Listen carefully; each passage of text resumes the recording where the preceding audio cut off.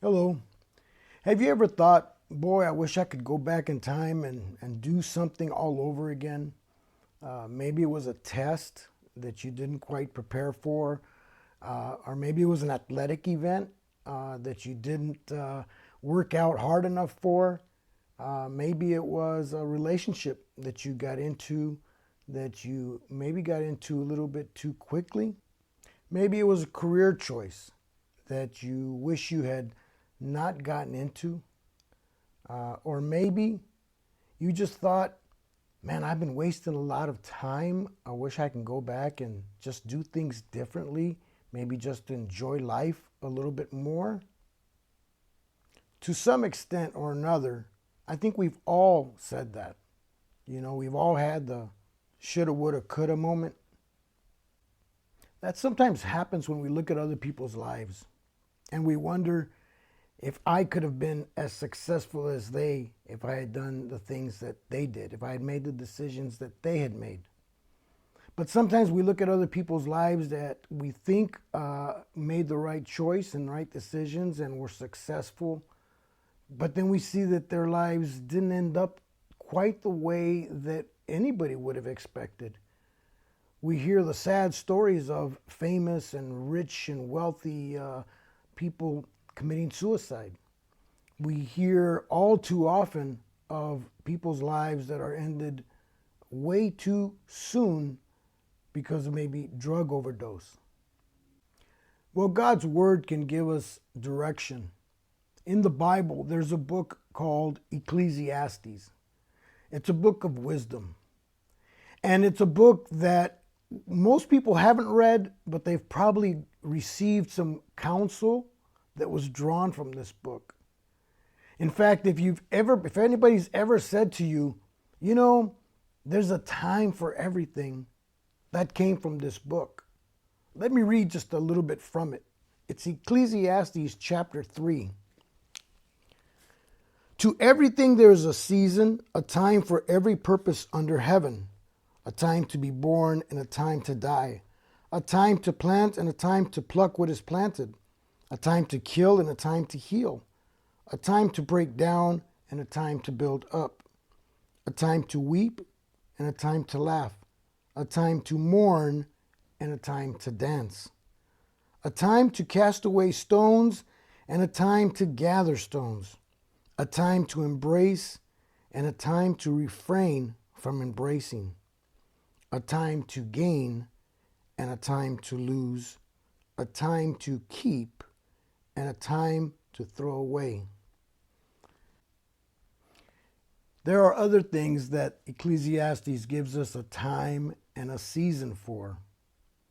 But it ends with this that I want to share and encourage you with. And also that every man should eat and drink and enjoy the good of all his labor. It is the gift of God. What that is telling us is that the moments in our lives that we enjoy, hold on to that. Enjoy it. It is a gift. Life is not going to be all good. It's not going to be all bad. There are going to be ups and downs in our lives. And those good things, hold on to them and enjoy them, for they are God's gifts. But what are we to do with that? Is it, as the writer says, is it all vanity or meaningless because we're all going to die? Well, here's where the real wisdom comes in. It's not a matter of what to do or what to think. It's how to think. And let me share what the writer of Ecclesiastes writes at the end, after he's considered everything. And believe me, Solomon, who tradition says wrote this, had everything. He had wealth, he had power, he had women, he had property, he had it all. And he pondered it all. He thought about it and wondered, there's got to be something more. And this is how the book concludes.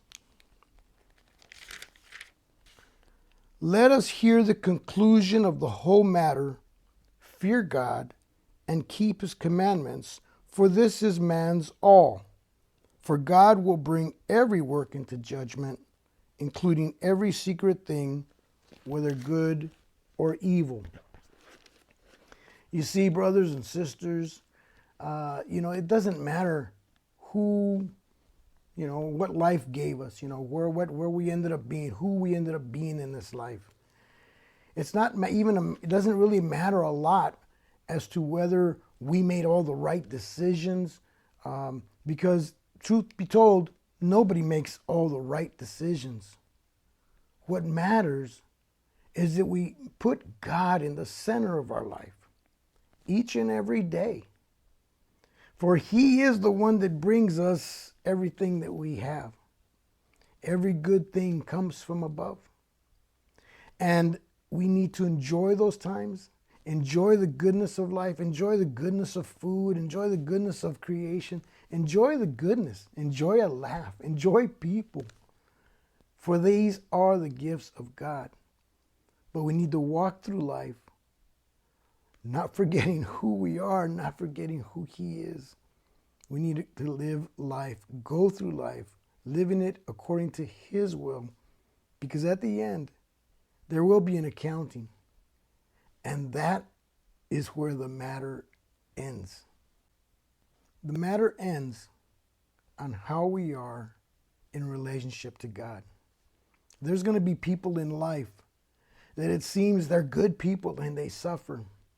And other people who are not good seem to have it all and live happy lives. Don't worry about that. Worry about God and your relationship with him. Encourage you to stay in your word, stay in prayer, look to him in every situation, and thank him even for those difficult times. For in those difficult times, your faith is strengthened.